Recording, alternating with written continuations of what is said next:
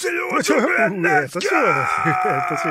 Oui, bonjour tout le monde, bonjour Jackie. Effectivement, la NASCAR était en quarantaine depuis la toute première course de la saison à Daytona. Et nous y étions. Et elle est de retour. Oui, à huis clos et de nuit, avec le décalage horaire. Pourquoi pas. Et qu'est-ce que vous nous proposez? Eh bien, Michel, pour une fois, je vous propose quelque chose de rapide. 2 courses en ligne de 5 qui donneront 2 demi-finalistes pour savoir qui affrontera le champion en titre dans le sprint final. Et le principe est toujours le même. Le premier qui arrive en bas de la piste a gagné. Driver, start your engines. Oh, une très nette victoire de la 23 devant la 28 qui maintient son rang de principal opposant au champion en titre. Eh bien, Jackie, on peut dire que c'était une course rapide et intense. Passons tout de suite à la seconde course. Oui, vous avez raison, Michel. Passons tout de suite à la seconde course.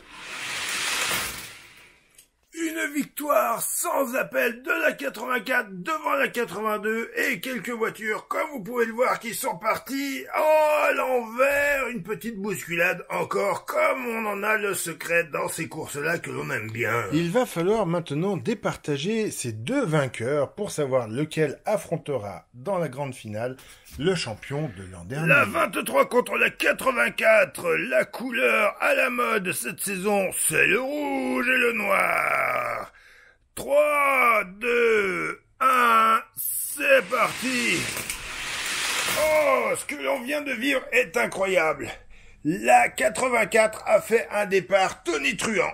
Elle menait très largement devant la 23, mais aller vite ne suffit pas, il faut savoir maîtriser son véhicule, et la 84 est partie dans le décor juste avant la ligne d'arrivée. C'est donc la 23 qui va affronter le champion en titre pour se départager sur cette grande course sur circuit moderne.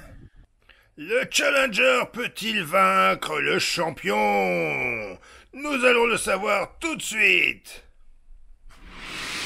Oh, c'est incroyablement serré. Oui, comme vous le dites, Jackie, c'est assez incroyable. La 23 a pris un excellent envol, mais on n'est pas numéro 1 pour rien. Et le champion a réussi à revenir et à l'emporter d'un souffle. Il n'y a même pas l'épaisseur de la plaque minéralogique dont ces voitures de NASCAR sont dépourvues. La plaque minéralogique. Pour départager les 2 voitures. Michel.